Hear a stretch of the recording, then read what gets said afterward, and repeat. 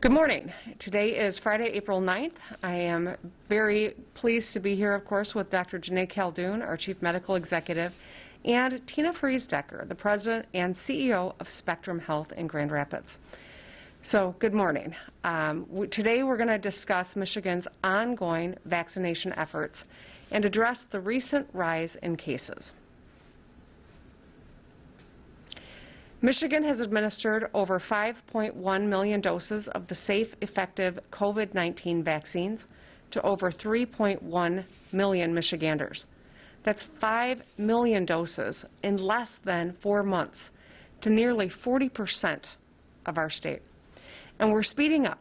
We went from 4 to 5 million doses in under 2 weeks. On Tuesday, my older daughter and I were proud to add 2 to that number when we got vaccinated at Ford Field by Michigan's Chief Medical Executive, Dr. Janae Caldoun. I also want to acknowledge some members of the legislature who've gotten vaccinated recently, like Representative Graham Filler, Representative Christine Morse, Senator Eric Nesbitt, and Representative Felicia Braybeck, for leading by example and getting their first shots recently as well. Those are legislators from both sides of the aisle, and I think that's important for us to know. We're all in this together. Almost 175 million doses of the safe, effective COVID vaccines have been administered across America, which is smashing President Biden's goal of 100 million shots in 100 days. Over 1 in 3 Americans have received their first shots, including 77% of seniors and over 80% of teachers nationally. All Michiganders 16 and up are now eligible to get vaccinated. The vaccine is the most effective way to protect you and your family from this virus. And getting vaccinated is the quickest way for our lives to return to normal. I urge you to get your shot at a local pharmacy, a drive-through location, a mobile clinic, or at one of our community sites like Ford Field or the one at DeVos Place in Grand Rapids. There is light at the end of this tunnel, but the recent rise in cases is a reminder that we are still in the tunnel. The only way out is forward and together. We have all the tools we need. We know what works. We must mask up, socially distance, wash our hands, stay home when we're sick, and most importantly, get vaccinated as soon as possible. Our effective vaccine response is a testament to what we can do if we work together. Getting vaccinated and staying out of the hospital is a good way to thank our healthcare workers, our medical professionals, and hospital staff for their incredible sacrifices and service over the past year. We should also recognize the frontline workers who have all gone above and beyond to keep the rest of us going, and the scientists and researchers who designed, tested, and manufactured these 3 vaccines, miracles of modern science. I know Michiganders have made extraordinary sacrifices over the past year, and I want to get back to normal as much as everyone else. I'm tired of this, but we've got more work to do. We could get through this quicker and stronger if we got a little more help, too.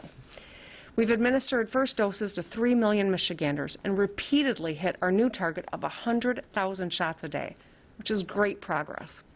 But the variants in Michigan that we are facing right now won't be contained if we don't ramp up vaccinations as soon as possible. We need additional supply of the one-shot J&J vaccine, which we believe is vital to our strategy of rapidly distributing vaccines and slowing the rise of spread. From public health research, we know that the one-shot vaccine is critical to protect younger Michiganders or those who may have difficulty getting back for a second shot. We've been speaking with the administration in Washington, D.C. regularly over the last few days and will continue to do so, because anyone who looks at a COVID map knows Michigan is unquestionably a national hotspot right now. My team and I have been in regular conversation with the National COVID Response Team, and we have asked for more vaccines. I'm grateful for what they have offered: therapeutics, additional personnel, mobile testing, and vaccination units. But I am concerned because I believe, as do a number of public health experts, that we really should be surging vaccines to states that are experiencing serious outbreaks. A bipartisan letter from Congresswoman Dingell and Congressman Upton also echoed our call for more tests, more supplies, and more boots on the ground to slow the spread and save lives. So look, we've been doing this for a year. We have all learned to surge PPE, tests, and vaccines where there is greatest need. And just as we, the state of Michigan, stepped up to prioritize areas of our state or even assist other states in need when there was a crisis, whether it was a need for PPE or ventilators or firefighters or National Guard or masks, we stepped up and helped our fellow states. So I'm urging the federal government to create a vaccination surge program to help states like Michigan now. Because it's Michigan and the Midwest today, and tomorrow or next week it could be the Northeast or the South or another part of our country. President Biden is someone for whom I have a great deal of respect and personal affinity. He's my friend, and he is doing an amazing job responding to this pandemic. A year ago, I took a lot of heat for speaking bluntly about the lack of a national strategy. The Biden administration does have a strategy, and by and large, it is working. As should be expected, though, in an undertaking of this magnitude, there are shortcomings and different points of view. I appreciate President Biden's competent leadership, and we are grateful to the administration for rapidly increasing vaccination supply nationwide. But we are still in this pandemic and continue to have conversations with public health experts. Recently, I spoke to Drs. Ashish Jha, Dr. Scott Gottlieb, Dr. Zeke Manuel, and Dr. Josh Sharfstein. We talk every couple of months to check in. And these talks are a part of our regular conversation so that we can have all the information as we make decisions here in Michigan.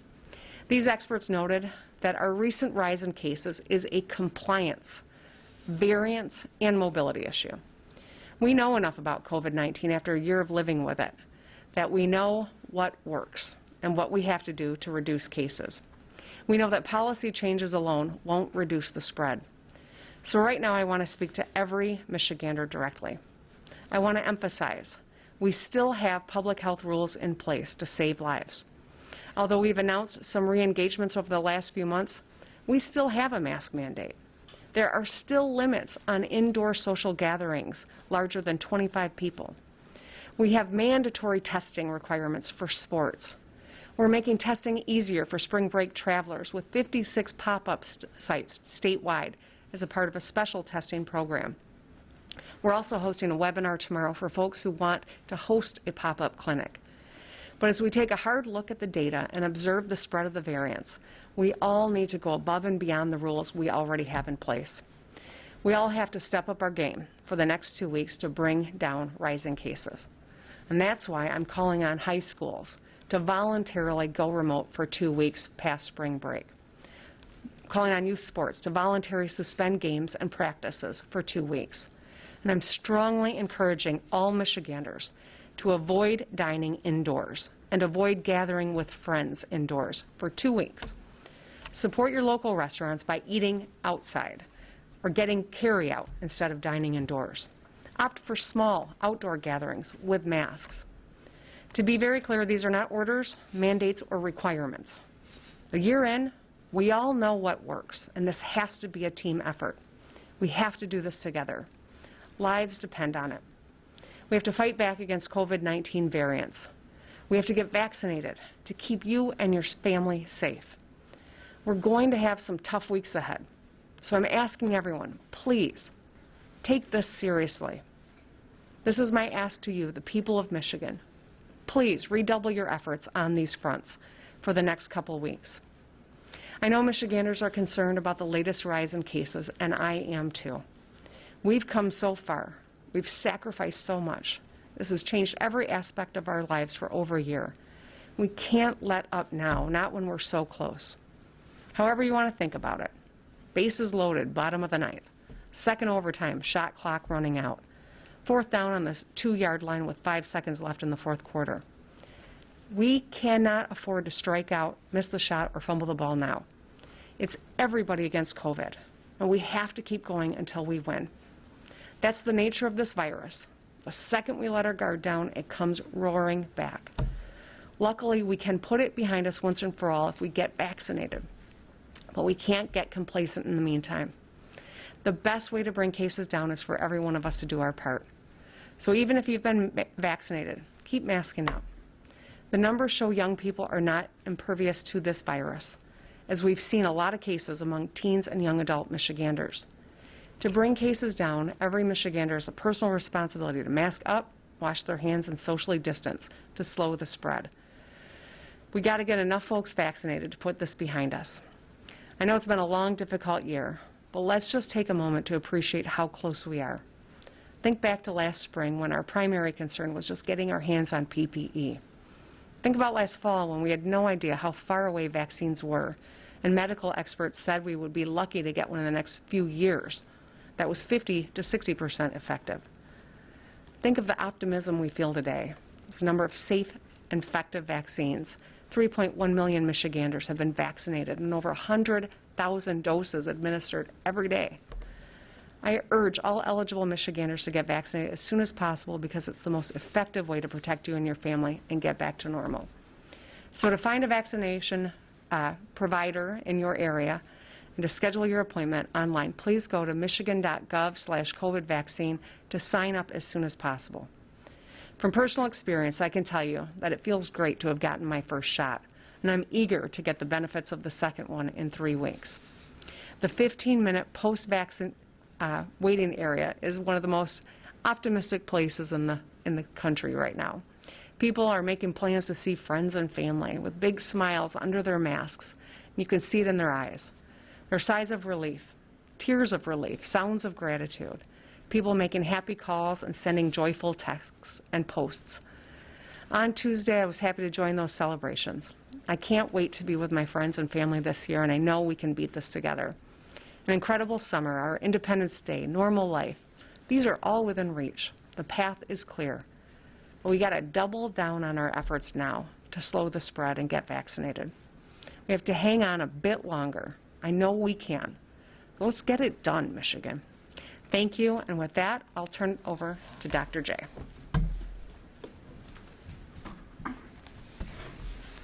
Thank you, Governor. So, as the Governor mentioned, I am quite concerned with what we are seeing in our data. We are on track to potentially see a surge in cases that's even greater than the one we saw in the fall. We are now at 515 cases per million people. That's 4 times where we were in the middle of February. The percent of tests that are positive has now increased to 18%, also 4 times where we were in the middle of February. We have not seen that high of a positivity rate since our first surge last spring, a year ago. And that's concerning because we are doing many more tests than we were then. And this indicates that there is now broad community spread. Hospitalizations are also increasing. 15.2% of hospital beds across the state are now being used to take care of patients who have COVID-19. And we now know that hospitals are evaluating and implementing their surge plans, including consideration of canceling elective surgeries that are not time sensitive and preparing to make sure they have the equipment, supplies, and staff to be able to take care of both COVID and non-COVID patients. MDHHS is also tracking 991 outbreaks in counties all across the state. That includes new outbreaks in K-12 schools, manufacturing and construction, long-term care, child care, retail, restaurants, and bars. Between January and March, we saw 291 outbreaks associated with youth sports teams, both contact and non-contact sports, that involved at least 1,091 people. We have seen 58 new outbreaks in just restaurant and retail settings alone in the past week compared to the previous week. We also know there's general community spread of the virus. This includes the spread of these more easily transmitted variants. Our lab has identified 2,262 of these variant cases in 60 counties across the state, and there are likely many more that we don't even know about. And because we are seeing so many cases a day, our public health system is overwhelmed. We are not able to get information on many cases, nor are we able to identify their close contacts. We don't know where all the cases or outbreaks are, and what we do know is likely an undercount. So these trends are concerning. We need everyone to do their part, not only to protect themselves. Think about the person who may have an underlying medical condition or who is older and is more likely to die from COVID-19. Think about the person who may need to have a surgery or seek emergency care, and the staff or beds may not be available in the hospital. This is serious. We are all connected and we're in this together. And now is the time for us all to heed these warnings and do our part. So the data is concerning, but there is no need to panic. We know how to do this. And I want to be clear, and I've said this before, just because something is open, it does not mean that it is safe or that you should do it. Given where we are with our numbers, MDHHS recommends that all high schools pause in-person learning for 2 weeks. Students and staff should also get tested if they have traveled during that time. As the governor mentioned, we have over 56 pop-up testing sites with schools on campuses across the state that are offering post-spring break testing. We also recommend that all youth sports, both contact and non-contact, pause both practice and competitions for 2 weeks. Everyone should also be implementing specific public health mitigation measures in their personal lives. Infectious disease and public health experts across the country have been quite clear that indoor dining is one of the riskiest things you can do during this pandemic. And with the numbers that we are seeing now, we simply do not recommend it. You should order takeout or drive-through service or do outdoor dining. My family orders takeout multiple times a week. You should avoid gatherings with multiple households. And if you do have a gathering, it should be small, it should be outside, and people should be wearing a mask. And you should get tested. If you've been exposed, especially if you just returned from a spring break trip, get tested. We've worked with local partners to set up testing sites at some state welcome centers and airports even to make sure it's easy for you to check, get tested, and make sure you don't bring COVID home. You can also and should download the My COVID Alert app so that you are alerted if you come in close contact with someone who has COVID-19.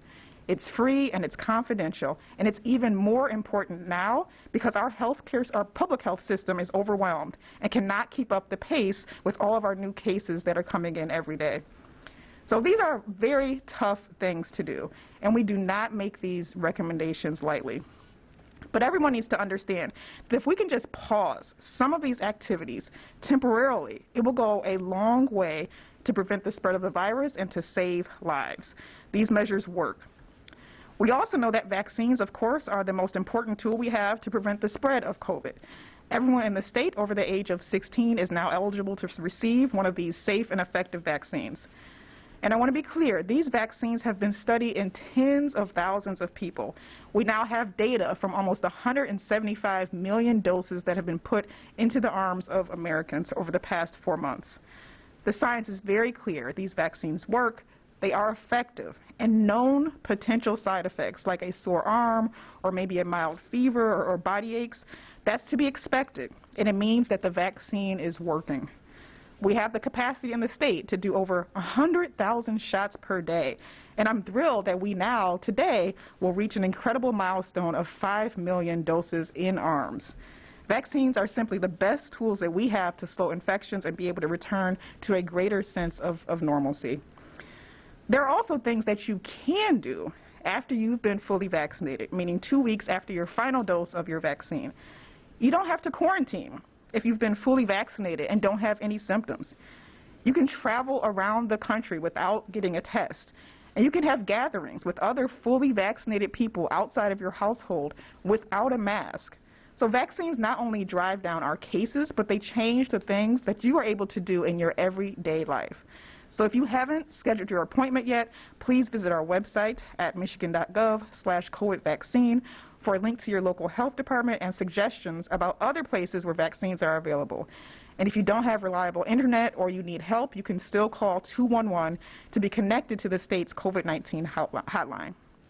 But until then, we all have the power to protect ourselves and our loved ones by wearing a mask over your nose and your mouth whenever you'll be around someone outside of your household. Keep your distance, avoid gatherings, and get tested. We are all tired of this virus and changing the way we have to do things every day, but please do not give up. We are just so close. So thank you, and with that, I will turn it over to Tina Fries-Decker, CEO of Spectrum Health.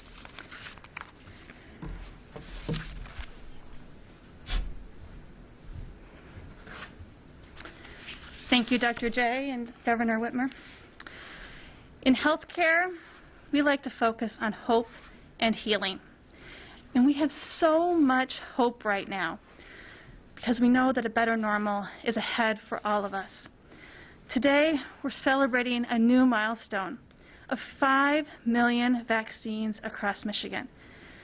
This is clearly a sign of hope for our future.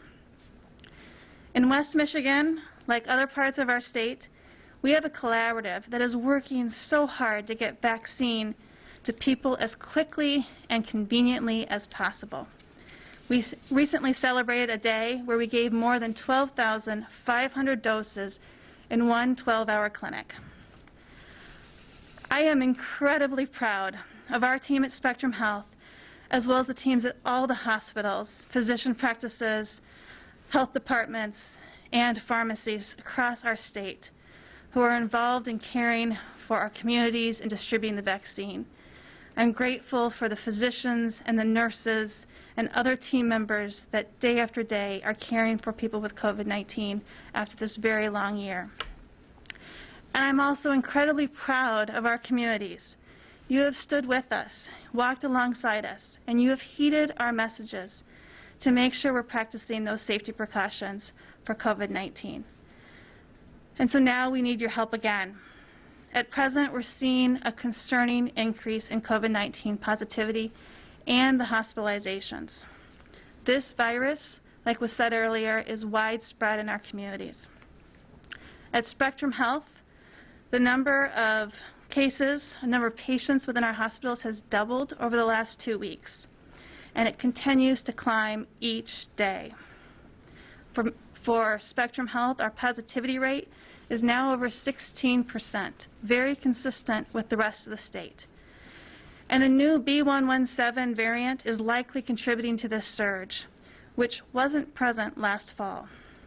B.1.1.7 is now the dominant strain nationwide, and Michigan has the most recorded cases. It is at least 50 to 75% more contagious than previous circulating strains. And it has the propensity to spread faster and cause larger outbreaks, particularly among unvaccinated persons when mask wearing and social distancing isn't followed. It also has a higher propensity to be spread by children, in contrast to previous circulating strains. Fortunately, all 3 available and authorized vaccines provide excellent protection against infection by B.1.1.7, which reinforces why getting your vaccine is so essential. So we need to treat this time, this surge, seriously. I have 2 important messages for you today, and they were reinforced by our nurses and physicians who I talked to this week. The first is prevention. We cannot give up this fight. Prevention is critical to reduce this spread and to protect our community. I realize that we're all very tired of this, but it is just critical that we follow the best practices. Wear a mask, wash your hands often, and keep your distance. And then the second important message is get your vaccine. It is our hope for a brighter future. Getting vaccinated is another important step to take care of yourself, your family, and our community. In the latest surge, we are seeing the benefits of the vaccine. In fact, the people showing up in our hospitals are much younger than in the fall surge, and that shows that the vaccine is working. As was said earlier, there are multiple ways to get that vaccine, and our hospitals, health departments, community partners, and pharmacies are all ready to make sure that you can get that vaccine. So we need to keep prevention top of mind until everyone has an opportunity to access this vaccine. I realize this is hard. It takes endurance, it takes patience and vigilance to reach that 70+% herd immunity. But as I rounded with our nurses and physicians this morning, the two things they said today was wear a mask and get vaccinated. So on behalf of them who've worked so hard this year, please take that advice. Wear your mask, wash your hands, avoid large gatherings, and get your vaccine. I'm hopeful that this will be our last surge. So please join with us to practice these preventions to make sure that it is our last surge and we have a healthy Michigan. Thank you. Governor Whitmer. Take a seat. That was great. Great. So I'm here with Dr. J and Tina. We are happy to take some questions. And as promised, I think I will start with Emily Lawler.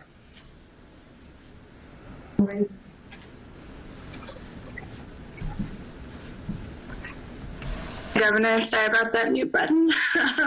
Just wondering why recommend the pause instead of require it for high schools and youth sports? Well, let me start with this. You know, this pandemic has been hard on every single one of us. We're all tired of this. And the actions that we've taken throughout the course of the pandemic have saved lives, and especially in the face of a novel virus, which we didn't know much about a year ago, especially in the face of a second surge where we didn't even have vaccines on the horizon. We know now that we've got the tools we need to protect ourselves, and it is less of a policy problem that we have and more of a compliance and variance issue that we are confronting as a state. Policy change alone won't change the tide. We need everyone to step up and to take personal responsibility here. So I'm not taking any options off the table, but in this moment, we are strongly urging that public schools and youth sports voluntarily take action. We are strongly urging restaurants and diners to be smart and eat outdoors or get takeout. We know what works. As Ms. Fries-Decker just said, we know what works, and we all need to double down our efforts toward making sure we push down the spread of this virus. These variants are incredibly serious and easy to catch. Because we kept our positivity rates low for a long period of time, now that the variants are here and people are fatigued, we're more vulnerable because we've got large reservoirs of people in our state who have not caught the virus yet.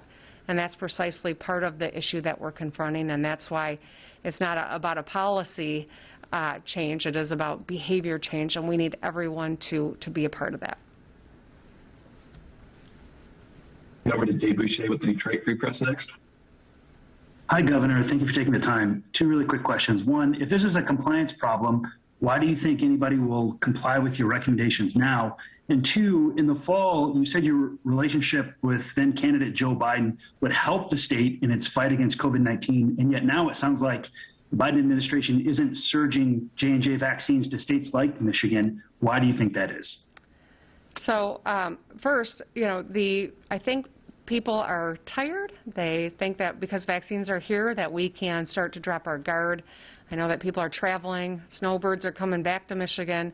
People have been traveling for spring break. All of these things are contributing to the spread of these variants. And these variants are just much more contagious. As I said, we've got reservoirs of people who've not caught COVID because we've had smart policies on the books. At this point, we think it's important that people understand how very serious this moment is, and that's why Dr. J went through the numbers. That's why Tina Fries-Decker went through what's happening and they're seeing in our hospitals. That's why it's incumbent on us to remind people no one is free from getting this virus unless you've gotten that vaccine. So get the vaccine. And if you haven't yet, make your appointment.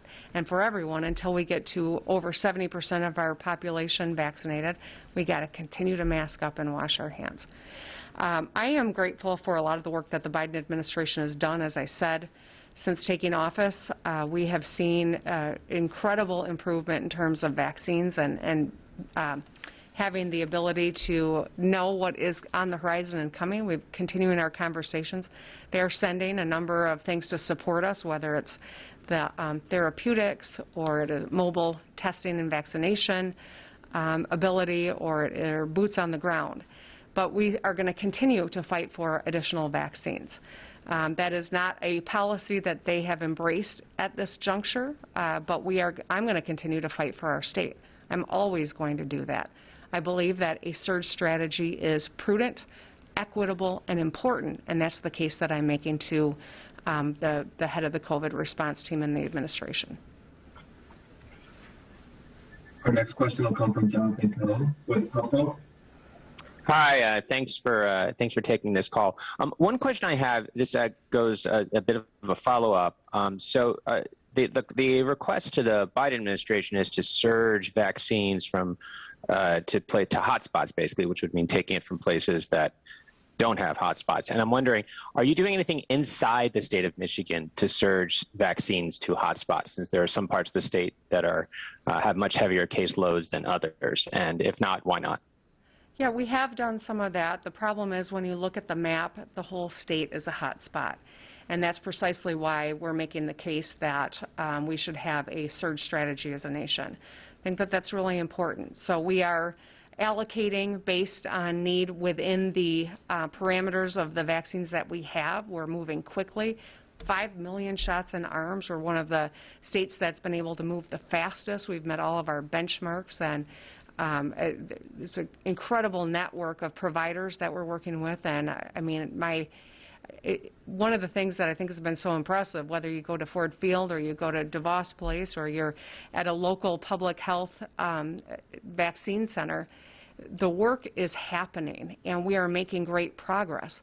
We just need more vaccines because we are a state that has a lot of variants, and we've got a big part of our population that never got COVID in the first place because of the protocols that we've had in place, and that's precisely why this is a unique moment. We need some additional assistance here, and that's the case that we're going to continue to make, and as we are working tirelessly to get everyone vaccinated and encouraging people to make their appointments to get vaccinated. We'll turn it over to Zeke Miller with the APX. Thank you, Governor, and thank you for taking the question. We understand that you spoke last night with President Biden. Did you convey the request for the surge directly to him? And what was, can you characterize the nature of his response to you and his involvement in the planning of your state's response to this latest surge? And then secondly, can you confirm whether Michigan has in fact ordered 100% of all the doses allocated to it by the federal government, or has it been a lower than 100% metric? So yes, I did speak with the president last night, and we have spoken with a lot of people on the COVID response team and various agencies of the administration. As always, it was a good conversation, and they've offered up a number of ways to assist our efforts, and we are very appreciative of that. Let me start with that. I made the case for a surge strategy. At this point, that's not being deployed, but I am not giving up.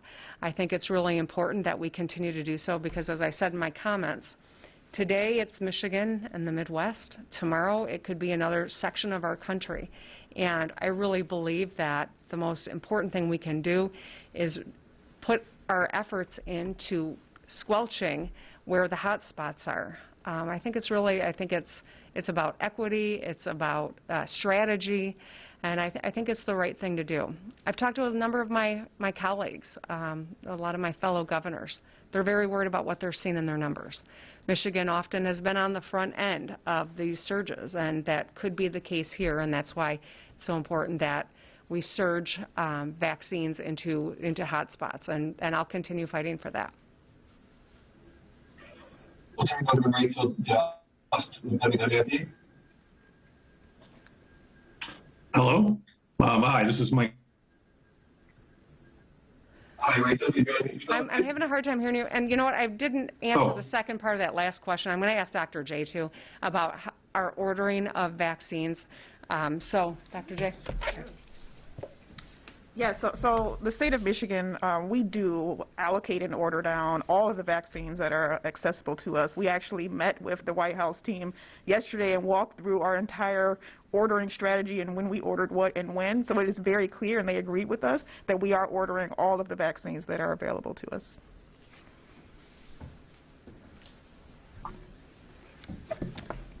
Okay, let's see if we can get you now. Rachel, for the next question. Yeah, thank you for taking my question, Governor. Hope you're doing well today. I wanted to ask, I know that Let Them Play Michigan has been pushing to get rid of testing and quarantining for students. Do you think now is the time to have that happen? Do you think now is a time to trust them with that? Or another question I have for you as well is, can you confirm and can you respond to reports we're seeing that ICE sent hundreds of migrant children to be housed at a youth home in Albion?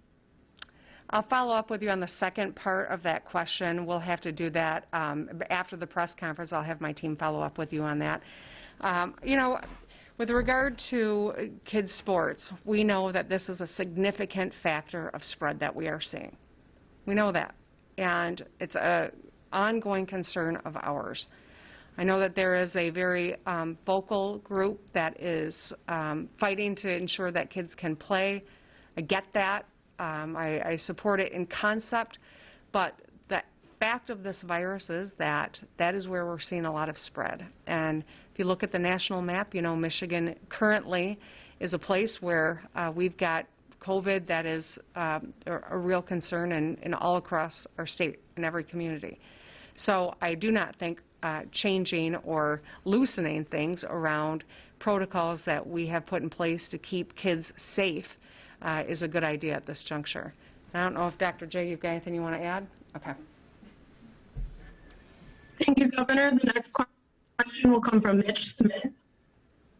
Hey, Governor, thanks for taking my question. Two parts for you. One, Michigan's roughly in the middle of the pack nationally right now in administering the doses it receives from the federal government. I'm curious how a surge strategy would fit into that, and whether there's a plan to speed up the administration of the doses that have been delivered. The second is there a threshold for case numbers or hospitalization numbers or any other kind of metric at which you would go to mandates for the steps you're recommending today, or other tighter restrictions as opposed to suggestions for people? So I'm going to ask Dr. J to answer the first part of your question. So absolutely, again, also on our call with the White House team yesterday, we went through all of our allocations. We went through how much we might have in inventory. The majority of those doses are actually scheduled or they're already in arms. So if you look at our allocation, if you look on a Tuesday or Wednesday, for example, that's the day when a lot of providers actually receive their vaccine. So yes, it is going to look like it's in inventory, but we are doing quite well with getting those shots in arms, as we've asked all of our providers, within 7 days. The expectation is not that at any given time someone would have zero inventory, because it's just much more complex than that, but we are absolutely, we're surging vaccines to places like DeVos Center where they can get up to 30,000 doses in arms. So we're making sure that we're giving vaccines to those who can move quickly.